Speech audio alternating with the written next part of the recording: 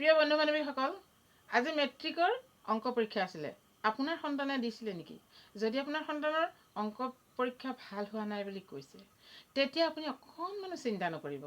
কাৰণ অংক পৰীক্ষা একেবাৰে বেয়া হ'লেও পাছ কৰিবই, নম্বৰ পাবই। আৰু এটা কথা এইখিনিতে কৈছোঁ, মই ক'ম ইয়াৰ বিষয়ে পিছত কিয় নম্বৰ পাব আৰু কেনেধৰণে নম্বৰবিলাক আচলতে দিয়ে তাৰ বিষয়ে মই কৈ আছোঁ। তাৰ আগতে মই দুটামান কথা কৈ লওঁ। আপোনালোকে আপোনালোকৰ সন্তানসকলে যেতিয়া পৰীক্ষা দি ঘৰলৈ ঘূৰি আহে বা পৰীক্ষা হৈ থকা এই সময়ছোৱাৰ কথা কৈছোঁ, এই সময়ছোৱা আৰু তাৰ পিছত ৰিজাল্ট দিয়ালৈকে কৈছোঁ, তেওঁলোক কেতিয়াও মূৰত কষ্ট পোৱা কথা নক'ব। চাব কিন্তু এই সময়খিনি আটাইতকৈ তেওঁলোকৰ সাংঘাতিক এটা সময়, যিটো সময়ত তেওঁলোক কিবা হৈ থাকে। পৰীক্ষা কেনেকুৱা হ'ল বা মোৰ কি হ'ব, মই কেনেকুৱা কি হ'ব ৰিজাল্ট, এনেকুৱাবিলাকে তেওঁলোকৰ মূৰটো কিবা কৰি থাকে। গতিকে তেওঁলোকক আপোনালোকে কেতিয়াও বেয়াকৈ একোৱেই নক'ব, ৰিজাল্ট দিয়াৰ পিছলৈকে নক'ব, খুব মৰমেৰে আগবঢ়াই নিব দেই। মই কৈছোঁ কিন্তু বহুত ডাঙৰ কথা কৈ আছোঁ কথাখিনি। ইয়াৰ পিছত পৰীক্ষা দি অহাৰ পিছত কিয় নম্বৰ এইটো নকৰিলেই নম্বৰ কিয় কম পাবি, এইবিলাকতো নক'বই। মই আগৰ ভিডিঅ'টো কৈছোঁ, মই অংক পেপাৰখনৰ বিষয়ে কৈ আছোঁ। ইয়াৰ পিছত তেওঁলোকক কি হয়, তেওঁলোকৰ এই বয়সটোত মানে বহুত বেছি তেওঁলোকৰ কি হয়, খং উঠে আৰু কি কৰে নিজেই ক'ব নোৱাৰে। গতিকে নিশ্চয় আপোনালোকে বুজি পাইছে, কেতিয়াও তেওঁলোকক খংকৈ কথা নক'ব। পিছৰ পৰীক্ষাকেইটা দিবলৈ তেওঁলোকক সুবিধা দিয়ক আৰু পৰীক্ষা শেষ হোৱাৰ পিছতো কেতিয়াও একো বেয়াকৈ নক'ব, আনকি ৰিজাল্ট দিয়াৰ দিনাও নক'ব। পিছলৈকে মৰমেৰে ল'ৰা ছোৱালীক আগবঢ়াই নিয়ক, আপুনিও তেতিয়া মৰম পাব, কেতিয়াও আঘাত লগা কথা নক'ব। ঠিক আছে, ইয়াৰ পিছত মই কৈ আছোঁ আজি যিখন অংক পেপাৰখনত 45 মাৰ্কছৰ আহিছে MCQ। সেই MCQ 20 যদি 5ও পায়, 25 পালেও বহুত পাইছোঁ বুলি ভাবিব। তাৰপিছত থাকিলে আপোনাৰ কিছুমান লং কুৱেশ্যনৰ কথা কৈছোঁ, 2 থকা কিছুমান থাকে, সেইখিনিতো পাবই। লং কুৱেশ্যনখিনিৰ যদি 5 মাৰ্কছৰ এটা অংক সম্পূৰ্ণ কৰিব নোৱাৰিলে, হয় সময় নহ'ল লাষ্টকণ কৰিবলৈ, নহয় লাষ্টকণ ভুল হ'ল, সেই নম্বৰটো আপুনি গোটেইটো গুচি যাব বুলি নাভাবিব।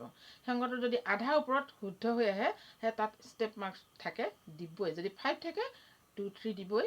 আৰু আপোনাৰ যদি ওপৰ চোৱা শুদ্ধ হয়, তলৰ চোৱাও নহয়, সেইটো এটা কথা, সেইটো নাম্বাৰ পাবই। দ্বিতীয়তে এটা জামিট্ৰিটো আপুনি লাষ্টকণ কৰিব নোৱাৰিলে বা ভুল হ'ল বা সময় নহ'ল, কিবা হ'ল, ওপৰৰ দুখৰ আপুনি জামিট্ৰিটো শুদ্ধকৈ ছবিটো আঁকিলে বা গোটেইখিনি আধাখিনি ওপৰৰ শুদ্ধ হ'ল, তেতিয়া সেই জামিট্ৰিটোত 5, 6 যদি কিবা নাম্বাৰ আছে, সেই নাম্বাৰখিনিৰ মানে তেওঁ আধাতকৈ বেছি নম্বৰ তেওঁলোকে পাব বা আধা নম্বৰ হ'লেও পাব।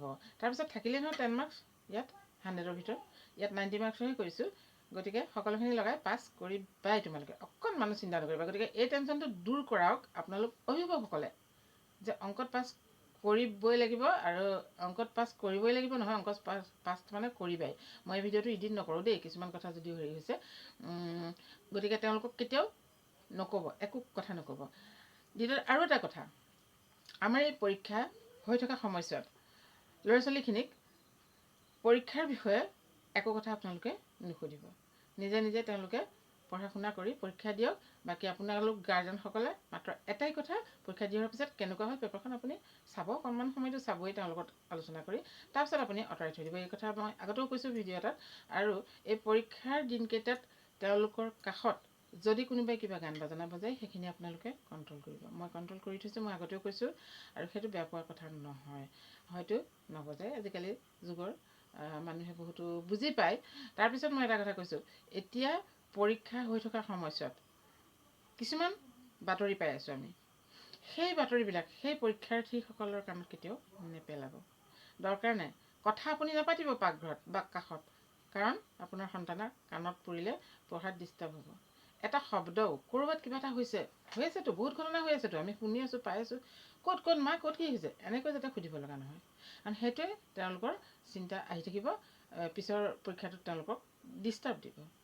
আপোনালোকৰ ঘৰত কোনোবাই আহি কিবা কথা ক'লে নাপাতিব, কথা সিমানেই। আৰু আপুনিও সেই ল'ৰাটোৱে বা ছোৱালীজনীয়ে শুনাকৈ একো কথা নাপাতিব, নিউজবিলাক নাপাতিব। মোবাইল চাই আপুনি কাষতে বহি থাকিব, ল'ৰাই পঢ়ি আছে বা ছোৱালীয়ে পঢ়ি আছে, ডিষ্টাৰ্ব দিয়া নহয়, আপুনি মোবাইলৰ চাউণ্ড কমাই দিছে চাইছে, কিন্তু আপুনি কাষত বহি থাকিলেও সেই ল'ৰাটো বা ছোৱালীজনীয়ে পঢ়াত ডিষ্টাৰ্ব হয়, লাগে আপুনি নামাতকেই, একো নাই কৰা, মই কাষত বহিহে আছোঁ, এনেই ৰুমটোত বহিহে আছোঁ, আঁতৰত বহিছোঁ, কিন্তু সেইটো নহয়। সেই পৰিৱেশটো আপুনি কেতিয়াও পঢ়াৰ ওচৰত নুতুলিব। মই পৰীক্ষাৰ আগতে এইখিনি কথা আপোনালোকক ক'লোঁ আৰু আপোনালোকেও জানেই।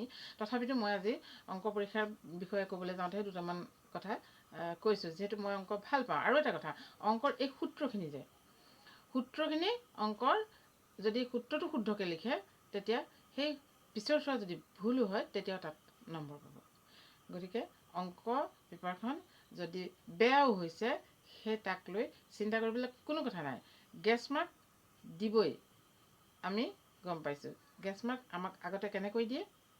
আমাক গেছ মাৰ্ক দিয়ে, হয়তো এতিয়া গেছ মাৰ্কৰ লগত আমাৰ নিমিলিব পাৰে নিয়মটো, সেইটো নাজানো, কিন্তু অংকত গেছ মাৰ্ক দিব বুলি আমি পৰীক্ষা দি থাকোঁতে শুনোৱে।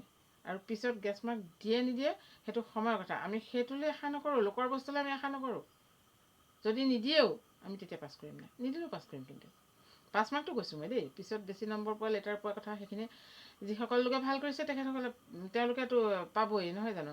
কিন্তু যিখিনি ল'ৰা ছোৱালীয়ে বেছি চিন্তা কৰি আছে, তেনেকৈ চিন্তা কৰিব দৰকাৰ নাই। আৰু অভিভাৱকসকলেও ইয়াৰ বিষয়ে চিন্তা নকৰিব। অংকৰ বিষয়টো একো টান নহয়, যিমানে টান বুলি কয় সিমানে উজু হয়। অংকৰ সূত্ৰকেইটা শুদ্ধ হ'লে নম্বৰ ষ্টেপ মাৰ্কছ পায়। গতিকে আপোনালোকে কেতিয়াও সন্তানক পৰীক্ষাৰ কাৰণে একো কথা নক'ব। এতিয়া নহয়, লাষ্টত পৰীক্ষা দি অতোৱাৰ পিছতো আৰু ৰিজাল্ট দিয়ালৈকে। নিশ্চয় কথাখিনি বুজি পালে? নেক্সট ভিডিঅ'ত লগ পাম। ধন্যবাদ।